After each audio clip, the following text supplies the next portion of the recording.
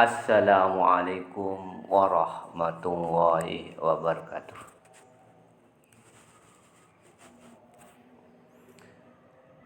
Bismillahirrahmanirrahim. Alhamdulillahi rabbil alamin. Wa bihi nasta'inu ala umur dunya waddin. Ashhadu an la ilaha illallah wahdahu la syarika lah. Wa ashhadu anna Muhammadan abduhu wa rasuluh. Allahumma salli wa sallim ala nabiyyina Muhammadin wa ala alihi wa sahbihi ajma'in, amma ba'du. Peserta Pondok Ramadan Online Madrasah Aliyah Ummul Qura Putri yang terletak di Dusun Sabalau, Desa Palakpak, Kecamatan Bekandanan, Kabupaten Pamekasan, Madura, Jawa Timur, Indonesia. Kepada peserta Pondok Ramadan Online MA Ummul Qura Putri yang saya cintai dan saya sayangi, alhamdulillah, kita harus bersyukur kepada Allah Subhanahu wa Ta'ala yang telah memberikan rahmat nikmat, hidayah inayah kepada kita sehingga kita bisa menunaikan ibadah puasa Ramadan 1441 Hijriah, yang mana kita masih di dalam darurat COVID-19. Semoga Allah menghapus musibah yang menimpa kita, yaitu COVID-19, dari negara kita, negara Indonesia.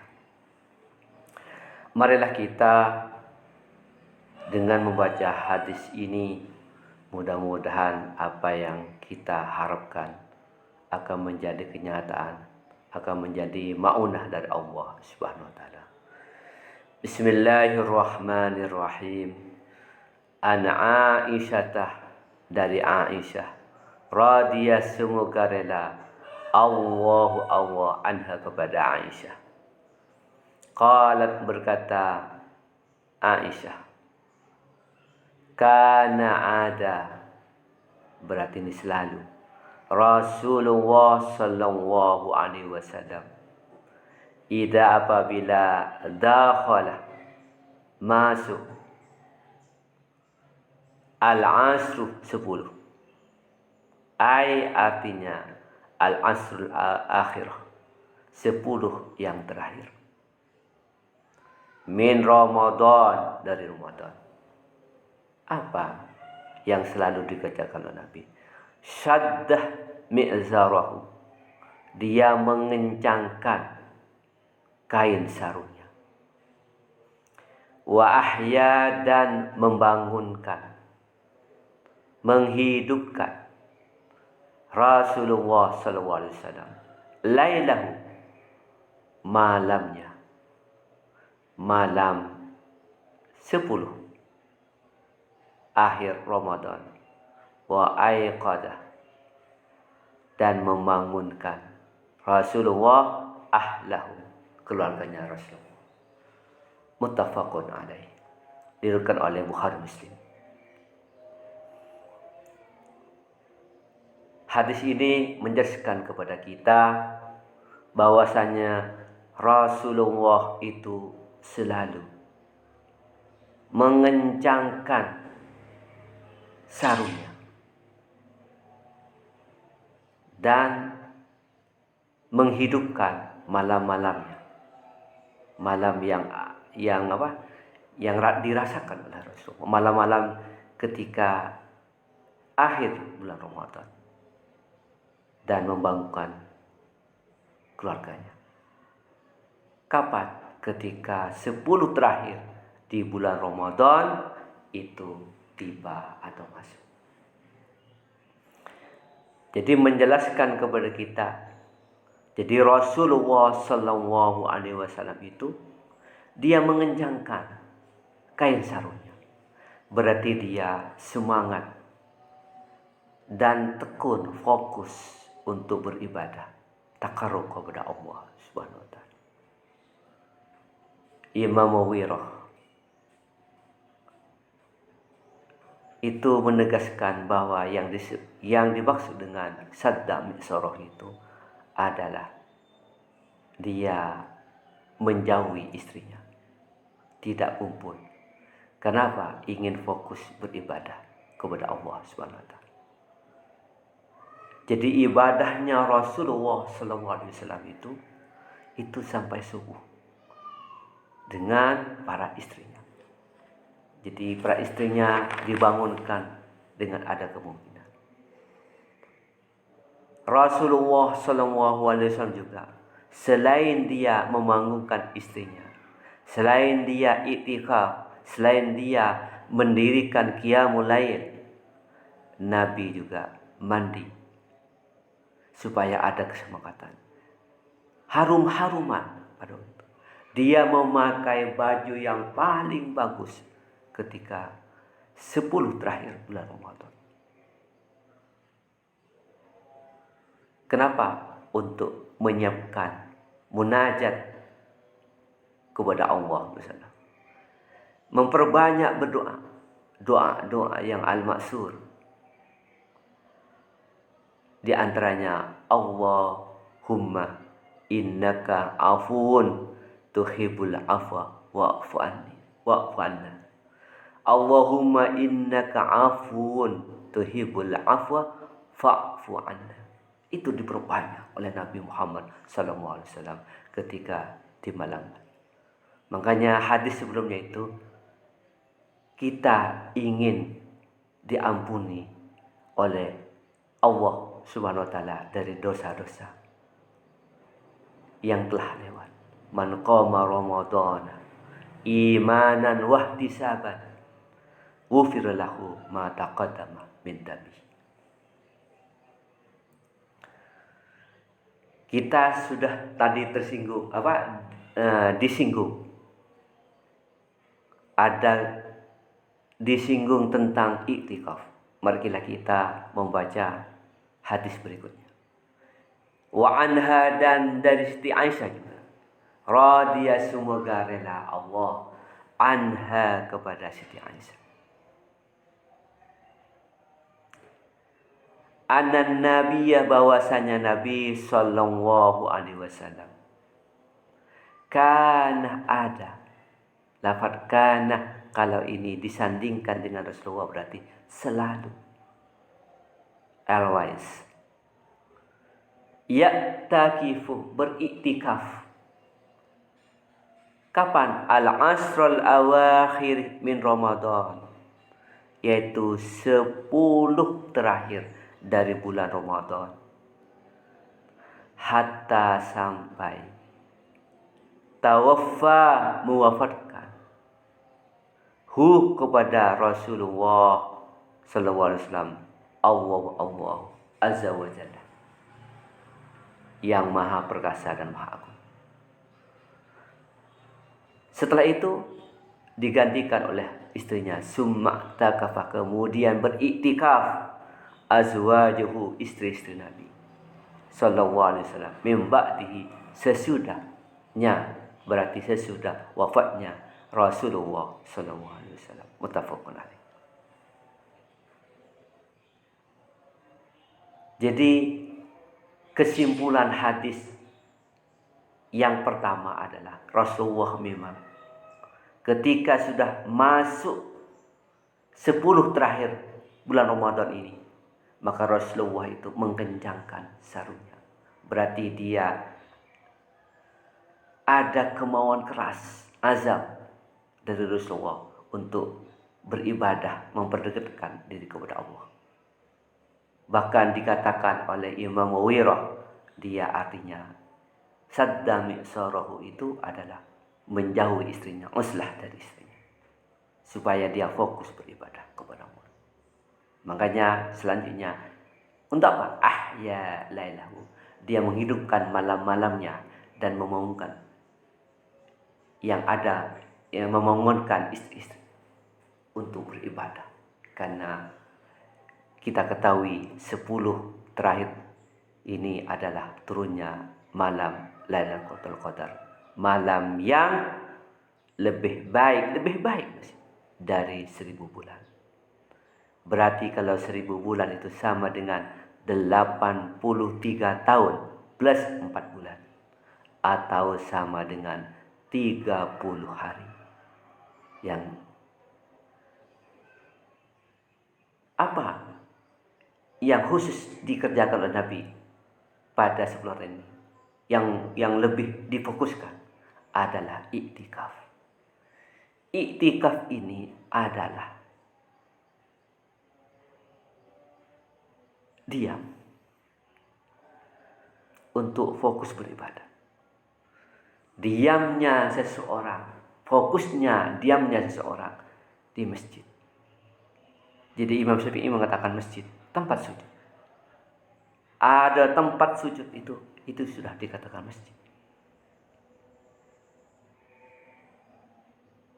Jadi kalau di Madura itu surau, langker, kobung, kalau setiap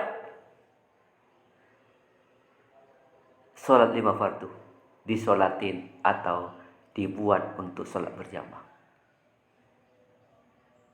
itu juga masjid. Apalagi masjid yang ada kita surau, lebih meningkat lagi surau itu yang didirikan sholat berjamaah 5 waktu. Apalagi ditingkatkan lagi lebih afdal kata Imam Syafi'i, yaitu di Masjid Jami, di mana masjid itu didirikan sholat Jumat. Selain dia sholat Jumat, didirikan 5 fardu dan juga sholat. Itu iktikaf. Jadi iktikaf itu paling sedikitnya yaitu sekedar subhanallah. Kalau bisa semalam, sehari, agak lebih banyak iktikaf. Iktikaf fokus beribadah, diamnya seseorang fokus untuk beribadah di tempat sujud, yaitu masjid, tempat sujud.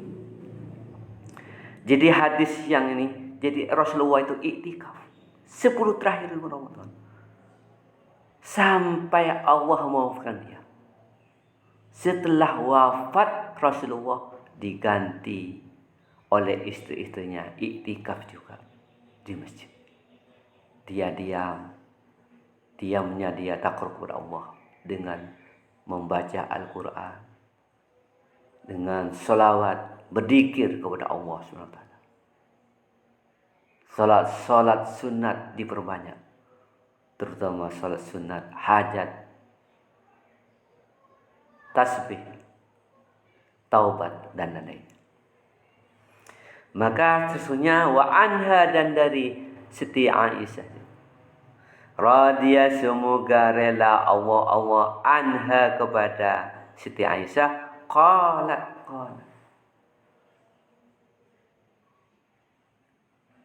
kana nabiyyu, ada Nabi sallallahu alaihi wasallam, idza arada ayyatakifah, apabila arada berkehendak an-Nabi sallallahu alaihi wasallam ayyatakif, hendaknya beriktikaf Nabi, sholal fajr, salat Rasulullah al-fajr, fajar, di rumahnya, karena rumahnya Rasulullah itu di sampingnya, di samping masjid. Sholal fajr, salat fajar. Usalli sunatal fajr rakaatain lillahi ta'ala, sebelum salat subuh. Jadi salat sebelum subuh dan sesudah adzan itu disebut dengan salat fajar. Sekalipun mengatakan qabliyatus subh, karena salat fajar itu lebih baik daripada dunia dan seisinya. Salatul fajri khairun minad dunya wa ma fiha. Salat fajar itu lebih baik daripada dunia dan seisinya. Masya Allah. Kemudian summa kemudian dakhalah masuk Rasulullah mu'takafahu, tempat iktikafnya Rasulullah. Muttafaqun alaih, dikatakan oleh Bukhari Muslim. Hadis ini menerangkan kepada kita bahwa Rasulullah kalau ingin beriktikaf, dia sholat fajar dulu di rumahnya. Baru dia langsung setelah sholat fajar, dia langsung menempati atau berjalan kepada tempat iktikafnya. Di masjid itu ada tempat iktikaf Rasulullah khusus.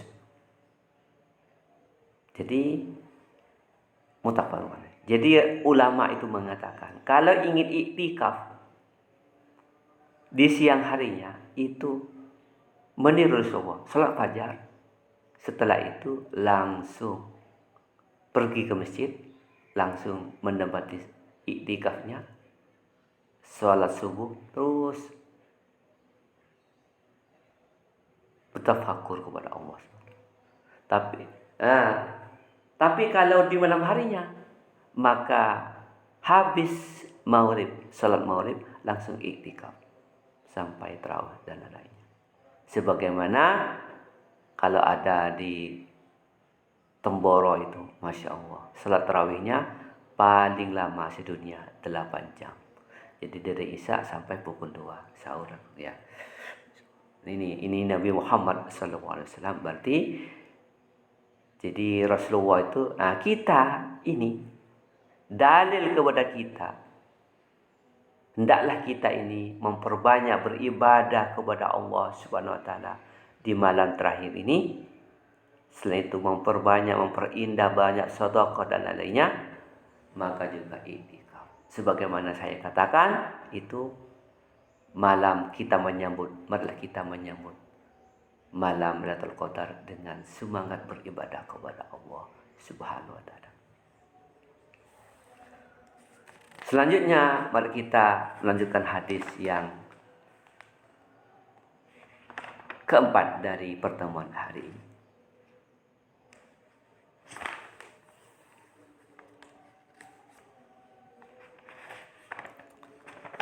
Bagaimana cara-cara beriktikaf? Bismillahirrahmanirrahim. Wa anha, karena ini iktikafnya keluarga Nabi, maka yang paling banyak menceritakan tentang ibadah iktikaf Nabi itu yaitu Siti Aisyah. Karena inilah istri Nabi yang banyak merekam tentang perilaku ibadah Rasulullah SAW. Wa anha, dan dari Siti Aisyah, radhiya semoga rela anha kepada Siti Aisyah, qalat berkata,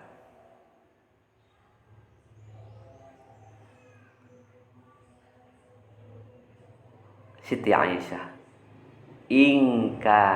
jika kana ada Rasulullah sallallahu alaihi wasallam, jika ada Rasulullah sallallahu alaihi wasallam,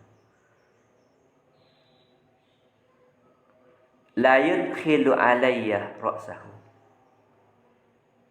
pastilah memasukkan alayya atasku, ra'sahu kepalanya Rasulullah, fahuwa, dan dia Rasulullah, fil masjid, di masjid, fa'urajjiluhu,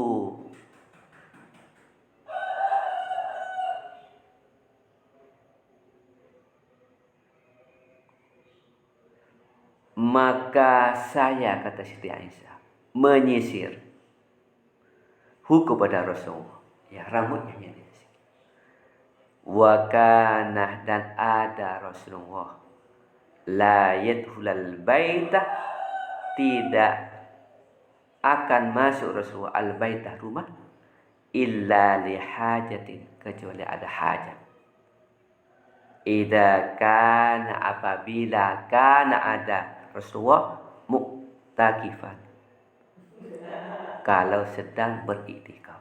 Muttafaqun alaih. Jadi iktikaf, hadis ini menjelaskan ketika Rasulullah, hadis ini menjelaskan kepada kita bahwasanya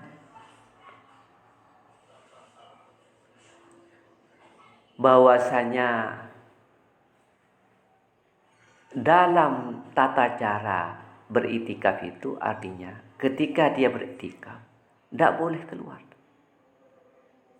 Tidak boleh keluar. Dia diam, fokus.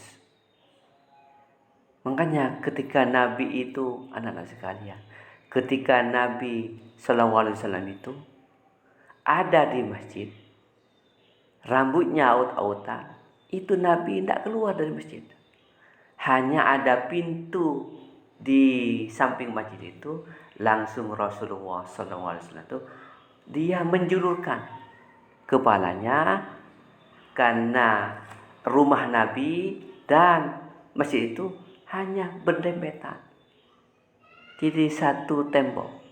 Langsung kepalanya dijulurkan, langsung Siti Aisyah menyisirnya. Berarti tidak keluar Nabi itu. Maka boleh dia kalau hanya tetap di masjid, tapi kepalanya hanya dijulurkan, tapi badannya tetap di masjid, maka dijulurkan, maka dihisir Rasulullah SAW. Maka dihisir rambutnya Rasulullah SAW oleh Siti Aisyah. Makanya di sini la yudkhila alayya ra'sahu wa huwa fil masjid fa urajjiluhu, maka saya kata Siti Aisyah menyisirnya. Ini terus. Ini yang menegaskan yang setelah wa kana la yadkhulu baita, tidak masuk rumah, artinya tidak keluar, illa li hajatin, kecuali kalau ada hajat, ingin buang air kecil, ingin buang air besar. Ini yang bersifat perkara-perkara daruri, tidak akan membatalkan iktikaf. Karena itu memang sudah diberi toleransi rukhsah oleh syari', yaitu Allah SWT dengan Nabi-Nya.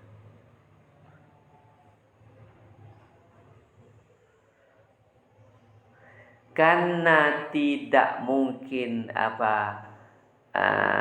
melaksanakan seperti menyisir, seperti bersih-bersih, menghias diri dan lain-lainnya, maka cukuplah dia memanggil seseorang kalau dibutuhkan. Yang penting kita ada di masjid itu. Jadi sekarang iktikaf itu berarti kalau di kota-kota besar, di kota-kota Surabaya, Jakarta atau di tempat lainnya itu, sekarang 10 terakhir itu banyak orang-orang itu sampai ada tempat khusus orang iktikaf. Kasurnya lengkap, ada ruang khusus, yang perempuan-perempuan, yang laki-laki ada tempat khusus untuk beriktikaf di masjid itu. Jadi kalau kalian nanti pergi ke Surabaya, kok banyak sini ada perempuan sampai bantalnya dibawa dan iktikaf dia. Siang malam itu beribadah kepada Allah karena ingin mencari sesuatu terakhir, karena yang terakhir ini adalah penutupan. Jadi barokah Allah akan semua ditumpahkan di 10 terakhir bulan Ramadan. Makanya kita ini jangan dibuat kesempatan untuk yang 10 terakhir, jangan kita dibuang-buang untuk hanya membeli sesuatu dan lain-lainnya.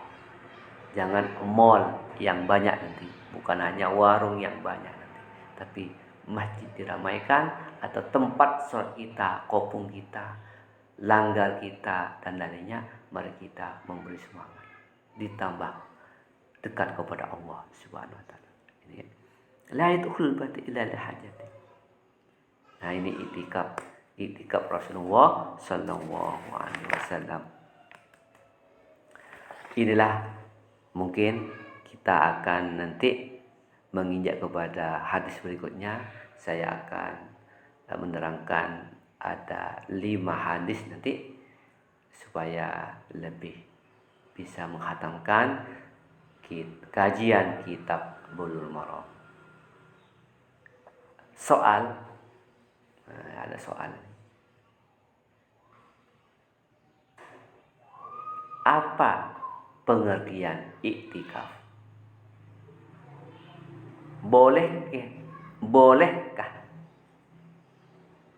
Bolehkah kita ini beriktikaf di Kopung? Ini jawaban nanti bisa dijawab di Google Form. Wabillahi taufiq wal hidayah. Wassalamualaikum warahmatullahi wabarakatuh.